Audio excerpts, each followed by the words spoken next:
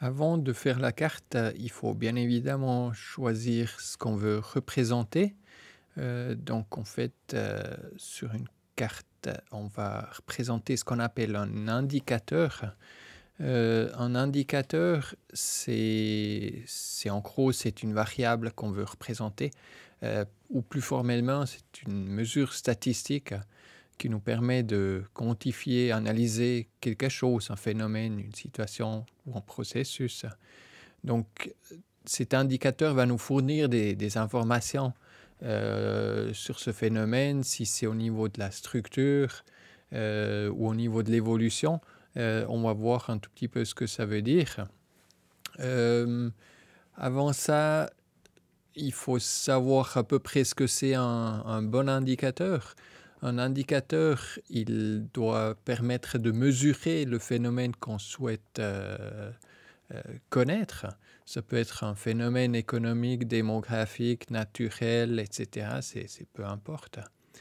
Il faut aussi que cet indicateur soit pertinent, c'est-à-dire qu'il en fait, il représente tout simplement le phénomène qu'on souhaite étudier. Euh, donc, il ne faut pas qu'il mesure la mauvaise chose, en gros.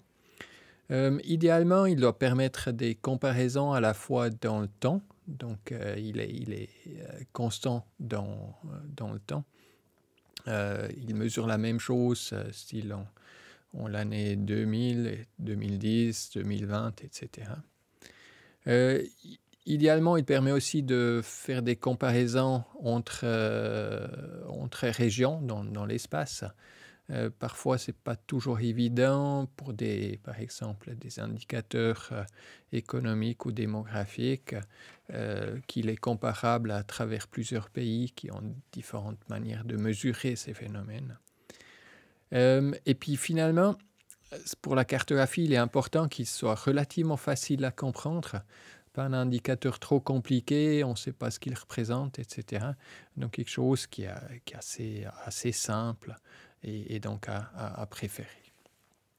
Mais quelques exemples pour comprendre un peu mieux ce que c'est. En démographie, on pourrait tout simplement évaluer le taux de natalité. C'est un indicateur qui est défini par le nombre de naissances vivantes pour 100 000 habitants. Pour 1000 habitants. Donc, à la fois habitants, hommes et femmes confus. Donc, c'est compris dans cette définition de cet indicateur-là. Un autre indicateur pourrait être l'indice de vieillissement, qui est simplement le rapport entre la population âgée, et puis là, on considère 65 ans et plus, et la population jeune, donc la population qui est de 0 à 14 ans. En fait, on calcule tout simplement le rapport entre les deux, donc la division, population âgée par population jeune. En économie, on a des indicateurs comme le taux de chômage, qui est relativement simple à comprendre. Et puis le produit intérieur brut par habitant, idéalement, pour pouvoir le comparer à travers plusieurs régions, parce que sinon il est affecté par le nombre d'habitants dans un pays, par exemple. Maintenant, si on regarde un tout petit peu ce qu'on peut, un phénomène, comment on peut l'analyser. Un phénomène, très généralement, il y a deux aspects qu'on doit considérer. Il y a un aspect structurel et puis un aspect de taille qui définit l'ampleur du phénomène. Donc, si on prend un exemple, la population âgée, donc population de 65 et plus, l'aspect structurel, ce serait en fait le pourcentage de personnes âgées. Mais ce pourcentage ne donne aucune information sur combien de personnes âgées on a en fait. C'est l'aspect taille qui le dit, c'est tout simplement le nombre de personnes âgées, le nombre de vieux. Mais ça, c'est seulement un chiffre brut. Est-ce que c'est beaucoup ou peu? On ne sait pas. Donc on peut s'imaginer, on a une ville qui a 100 000 habitants, qui a 20 000 vieux, ça ferait 20%. mais ce 20%, si on a juste ce chiffre-là, on ne sait pas si c'est beaucoup ou peu.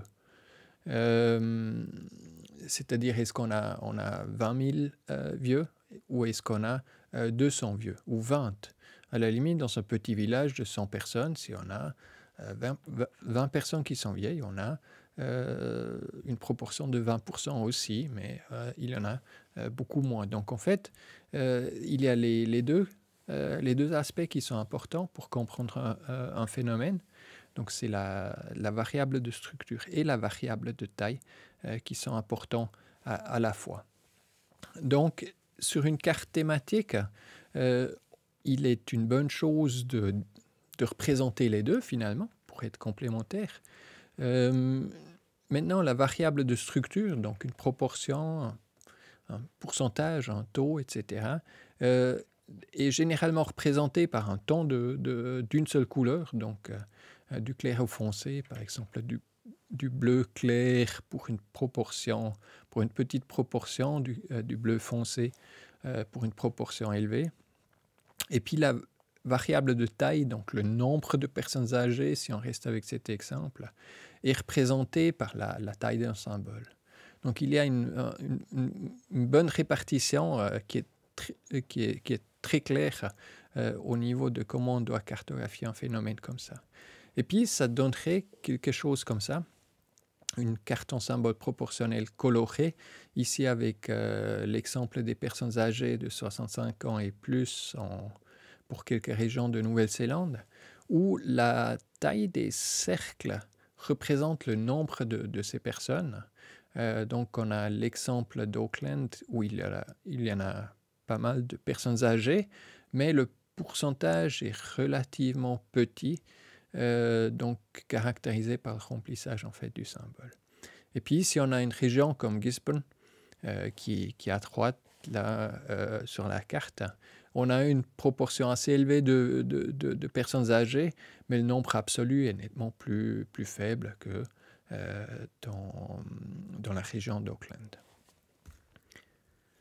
Donc en fait, cette carte en symbole proportionnel nous permet de représenter à la fois l'aspect structurel et l'aspect taille du même phénomène, ce qui est quand même une chose assez pratique.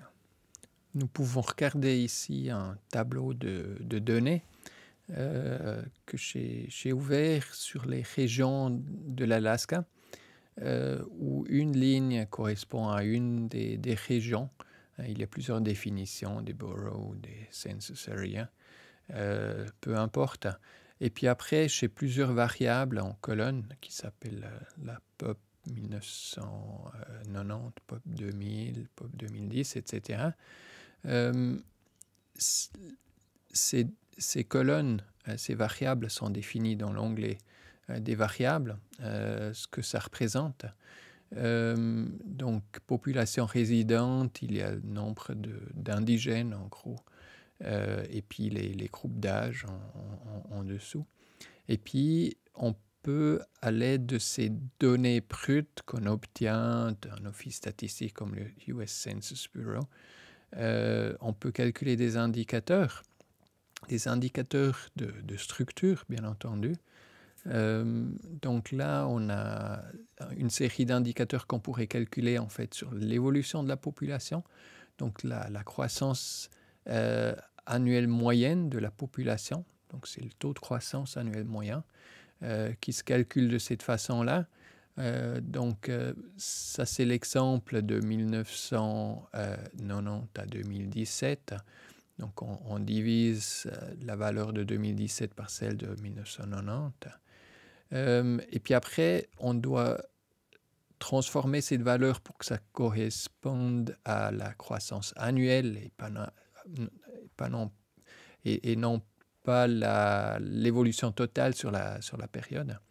Donc on fait puissance 1 divisé par le nombre d'années, donc les 27 années qu'il y a. On doit soustraire 1 à tout ça et puis multiplier par 100 et puis ça donne le taux de croissance en pourcent. On pourrait multiplier par 1000 et puis on aurait des pour 1000, chose évidemment qu'il faudrait clarifier sur la carte. On a aussi des calculs simples de proportion d'Esquimaux, et puis on calcule le nombre d'Esquimaux divisé par la population résidente à ce moment-là. On a aussi des groupes d'âge où on a style la part de la population jeune, part de la population âgée, très âgée, rapport de dépendance, etc. à chaque fois avec la formule appliquée. Donc ça, c'est l'indicateur qu'on souhaite représenter qui nous donne l'information de structure. Évidemment, il faudra trouver à chaque fois encore l'information de taille. Et puis ça, il faut la déduire en principe de ce qu'on veut représenter. Pour un calcul de proportion simple, c'est assez simple ce qu'on prend. Là, pour la proportion d'Esquimaux, on prendrait tout simplement le nombre total d'Esquimaux comme variable de taille, parce qu'on veut savoir finalement combien d'Esquimaux il y a. Donc on prend le pourcentage et puis le nombre d'Esquimaux. Pour la proportion de population jeune, c'est assez simple aussi. On prend le nombre de personnes entre 0 et 14. Il y en a parfois des indicateurs qui sont un tout petit peu plus compliqués, comme style le rapport de dépendance,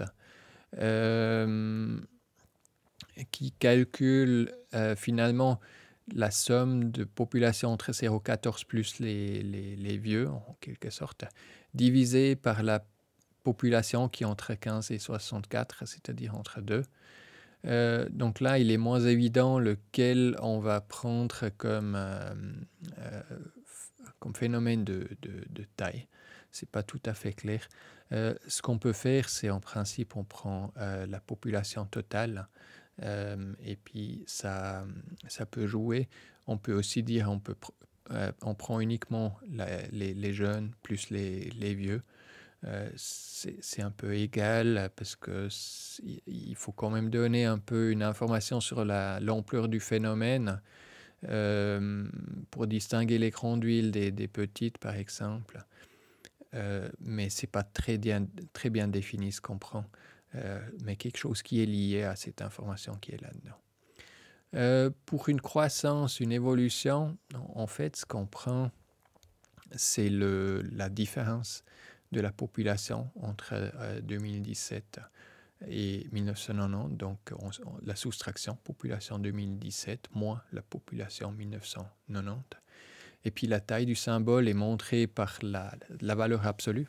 On ne peut quand même pas faire des symboles d'une taille négative.